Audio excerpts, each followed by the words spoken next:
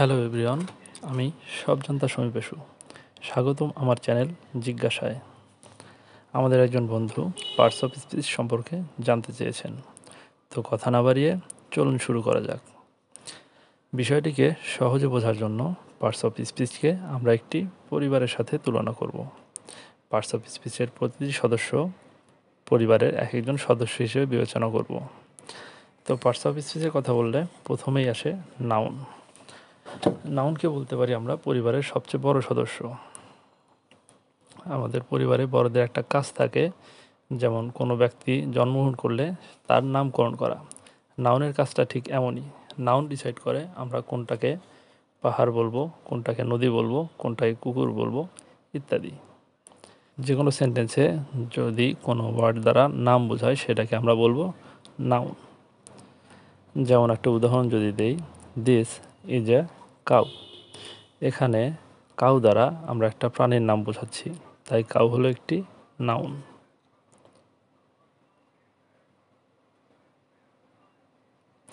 এবারে আসি দ্বিতীয় সদস্য অর্থাৎ প্রোনাউনের ব্যাপারে।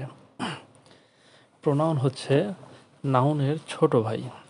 আমরা যদি কোনো অনুষ্ঠানের দাওয়াত পাই, সেখানে আমরা যদি উপস্থিত হতে না পারি, তাহলে আমরা আমাদের ইমিডিয়েট যে ছোট আছে তাকে পাঠিয়ে দিই।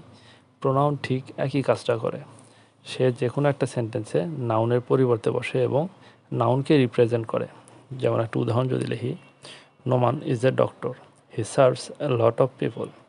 এখানে হি হচ্ছে একটি প্রোনাউন, সে নাউনের পরিবর্তে বসেছে এবং নোমানকেই রিপ্রেজেন্ট করেছে। পার্টস অফ স্পিচের তৃতীয় সদস্য হলো অ্যাডজেক্টিভ। অ্যাডজেক্টিভ দ্বারা বোঝায় দোষ, গুণ, অবস্থা, সংখ্যা, পরিমাণ ইত্যাদি। অ্যাডজেক্টিভকে আমরা ধরতে পারি একটু কুটনি টাইপের, সে একটু পরনিন্দা করতে পছন্দ করে। যেমন যদি আমরা উদাহরণ হিসেবে লিখি, গুড, ব্যাড, আগলি, অফুল, বিউটিফুল ইত্যাদি।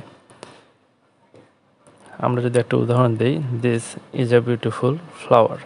এখানে বিউটিফুল দ্বারা ফ্লাওয়ার অর্থাৎ নাউনের দোষ, গুণ ইত্যাদি বুঝিয়েছে, তাই বিউটিফুল একটি অ্যাডজেক্টিভ। এরপরও আছে আমাদের তালিকায় ভার্ব।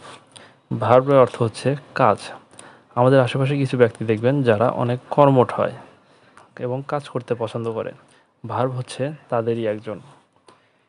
সুতরাং আমরা যখন কোনো সেন্টেন্সে এমন ওয়ার্ড পাবো যেটা দ্বারা কাজ বোঝায়, সেটাকে আমরা ভার্ব বলবো। যেমন ইট, গো, স্লিপ, প্লে। ভার্ব সবসময় কাজকে রিপ্রেজেন্ট করবে।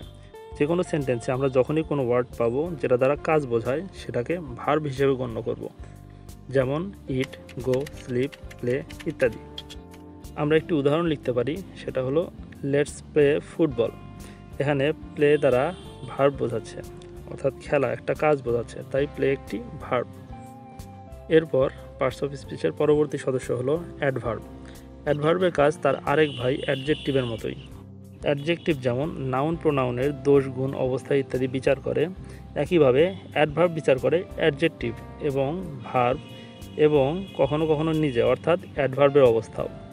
মানে অ্যাডজেক্টিভ এবং অ্যাডভার্বের কাজ একই, তবে অ্যাডজেক্টিভের মাথা ব্যথা হচ্ছে নাউন প্রোনাউন নিয়ে, আর অ্যাডভার্বের মাথা ব্যথা ভার্ব, অ্যাডজেক্টিভ এবং নিজেকে নিয়ে। যেমন আমরা যদি একটা উদাহরণ লিখি, he is a very good doctor. এখানে ডক্টর একটা নাউন এবং ডক্টরের অবস্থাকে বিচার করেছে গুড, সেটা হলো অ্যাডজেক্টিভ, এবং অ্যাডজেক্টিভকে আবার বিচার করছে ভেরি, সে কতটা ভালো, ভেরি গুড মানে খুবই ভালো। এই ভেরিটা হচ্ছে অ্যাডভার্ব। আমাদের তালিকায় এর পরবর্তী সদস্য হচ্ছে প্রিপোজিশন। প্রিপোজিশনকে বলা হয় সবার আদরের ছোট বোন।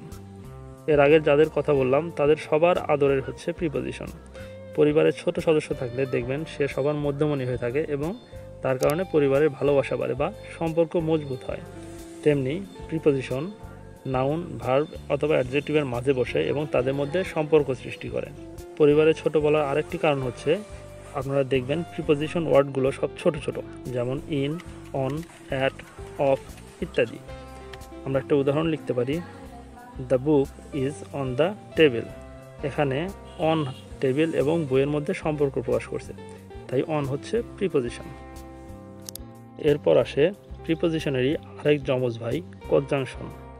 কনজাংশন অনেকটা প্রিপোজিশনের মতোই, কিন্তু সে একটু গুলুমুলু।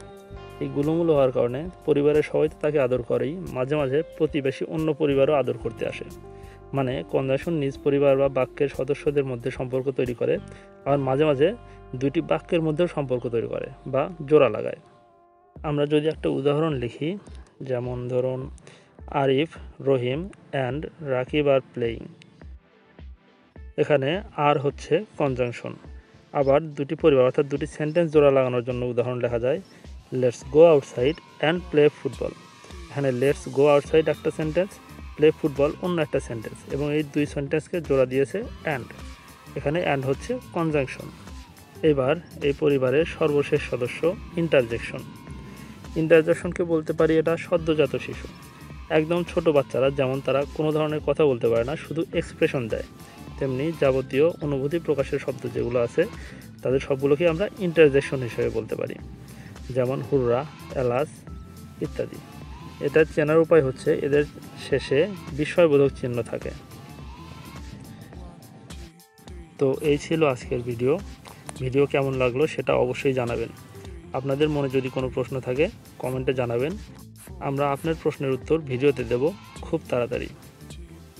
চ্যানেলটিকে ভালো লাগলে সাবস্ক্রাইব করবেন এবং কমেন্ট লাইক দিয়ে পাশে থাকবেন।